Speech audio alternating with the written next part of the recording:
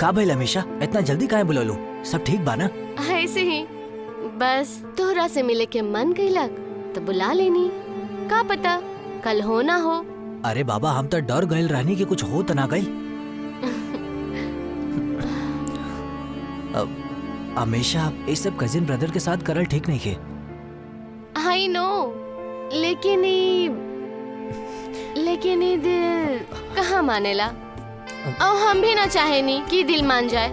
आखिर कितना ही दिन बचल बा सलीम। लेकिन यार हमेशा ये सब ठीक नहीं है यार। सोचा मत, बस हमरा के ऐसे ही अपन दिल में रहेदा। हमरा जाए के बाद तो तू उ नेहा से ही मिले वाला बाड़ा। लेकिन हमेशा यार प्लीज थोड़ा दूर रह, ये सब ठीक नहीं है। जो दिल चाहेला उहे ठीक बा। अपन मरे वाला कजन के थोड़ा खुशी भी ना दे सकेला तू? पल दो पल के साथ हमार, पल दो पल के यादन हमन के।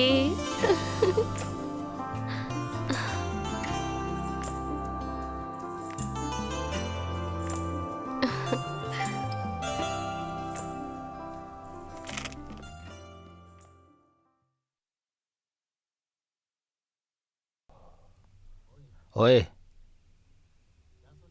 का सोचा तड़े? कुछ ना यार। अच्छा हम जाना तनी का सोचा तारा? अमीशा के बारे में सोचा तारा ना, है ना? ए पकड़ा गईल। का भइल बतावा? कुछ ना यार, परेशान कर रखले बाड़ी। पर का कैले का बाड़ी हो जौन तू परेशान हो गेला? हाँ कबो भी कॉल करके बुला ले बेली यार, फिर चिपका चिप्पी शुरू कर दे बेली। इतना मजे की बात बा यार। लेकिन ओके नेहा के बारे में ना पता बा का? यार सब कुछ पता बा। जब देखा ब्लैकमेल करत रहली, बोलेली हम मरतानी हमारा आखिरी विश पूरा कर दा। पर ओकर आखिरी विश का बा? हमरा साथे सूते के बा। कहा बात करता रहा यार। वैसे मारे वाले के ना आखिरी इच्छा पूरा करे के चाहिए, ठीक बा ना? पुण्य का काम होकेला। मतलब का करी? नेहा के साथ दगाबाजी करी? 10 सिगरेट। तू ना बहुत बड़ा चूतिया बड़ा सच में। काहे कि तोरा के ना दुनिया के पड़ल बा, अपने बारे में सोचल करा। तो हर अगला हफ्ते इंटरव्यू बा, सोच लो ओकरा बारे में ना।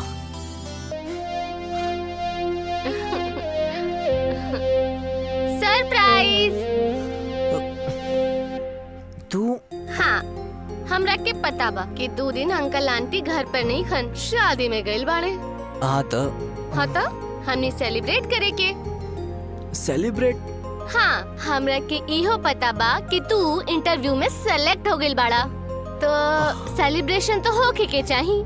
हाँ लेकिन हमरा के दूसरा इंटरव्यू के तैयारी भी करे के बा। ओ कम ऑन, एक दिन से कुछ नहीं के होके वाला। Lettuce celebrate. चलो चलो आओ ना। अरे यार जिंदगी झंड कर देले बाड़ी तू। चला।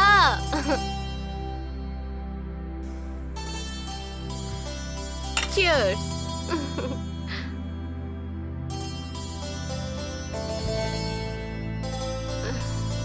अमीशा एगो बात बतावा, तोहार बीमारी में ये सब मतलब दारू चले लगा?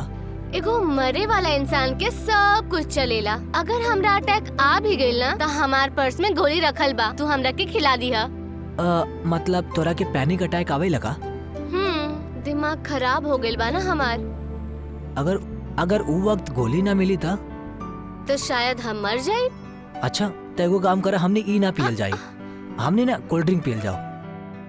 ओ कम ऑन, जान हमार दाव पे लगल बा, तू काहे टेंशन लेत बाड़ा? चल पी ला।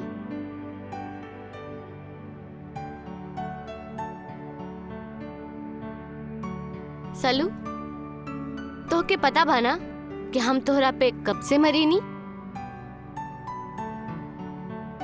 कब से? जब हमने 12 साल के रही, तो हर बर्थडे पे उस दिन हमने के सारे कजन आइल रहे, याद बा तोहरा? हाँ हमरा के याद बा। उ हमार बर्थडे के पार्टी पापा क्लब में दिले रहा। हाँ, उस वक्त तू केक कटला और सारा कजन्स के छोड़ के सबसे पहला पीस हमरा के खिलवला। बस उहे वक्त हम तोहार दीवानी बन गई नी। अच्छा शिट, तो ऊ वक्त ही गलती हो गल रहे। गलती नहीं खे सलीम, तो हार दिल तोहरा से कहलक और तू अपन दिल के सुन लेला। अरे दिल के ना, तुआर माई के सुनने, कहा कि जैसे ही केक आयल रहे तू में उंगली करके खराब करत रहलू। का? अरे हाँ, तुआर माई कहले रहली कि जैसे ही केक कटी सबसे पहले हमार बिटिया खिला दिया, ना तो सारा केक खराब कर दी। यहीं से केक काटे के बाद हम तोहरा के खिला देले और सारा केक बचा लेनी। शट अप, ये दिल के बात बा, तू ना समझ बा। ऊपर वाला हमनी के सिग्नल देवेले। अरे घंटा सिग्नल देवेला, कुछ भी है। तब हम डिसाइड करनी कि हम तोहरा के राखी कब्बो ना बांधब, हम तो तोहरा के रिंग पहनाइब। यार प्लीज यार, हमेशा ऐसा बात मत करे, जितना पहले बाने ना सब के सब उतर जाए। अब तब प्यार के नशा चढ़े वाला बा।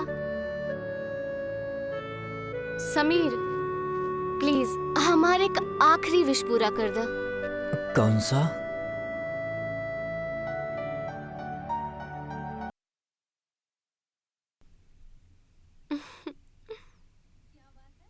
का बात बा?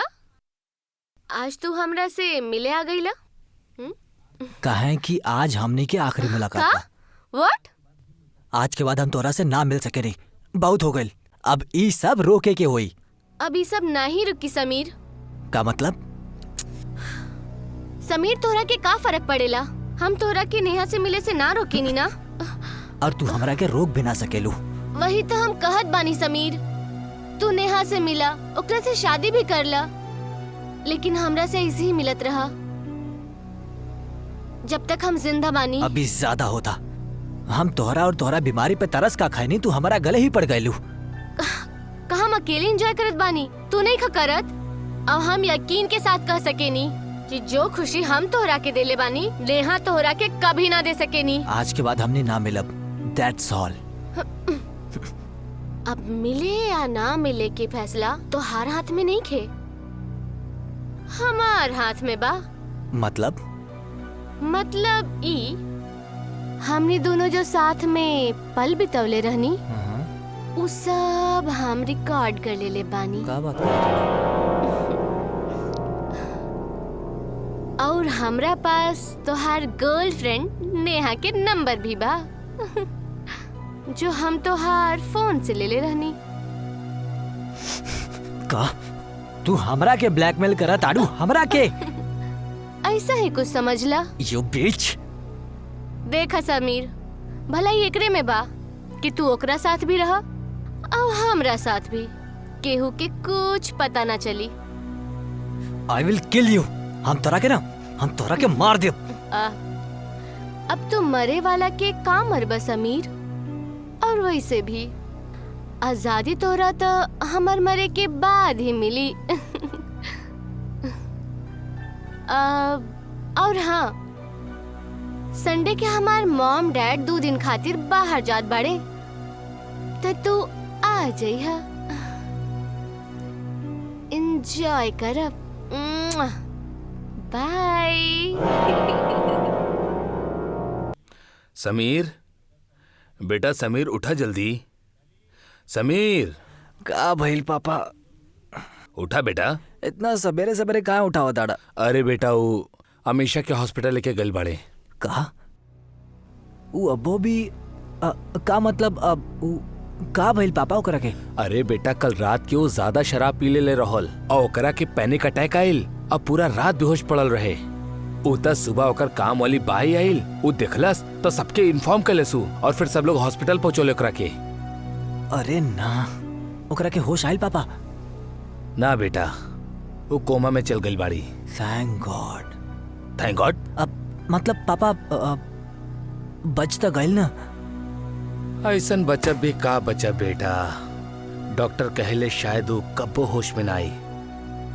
एनीवे, हम हॉस्पिटल जा रहल बानी, तू फटाफट तैयार होके वहीं आ जा।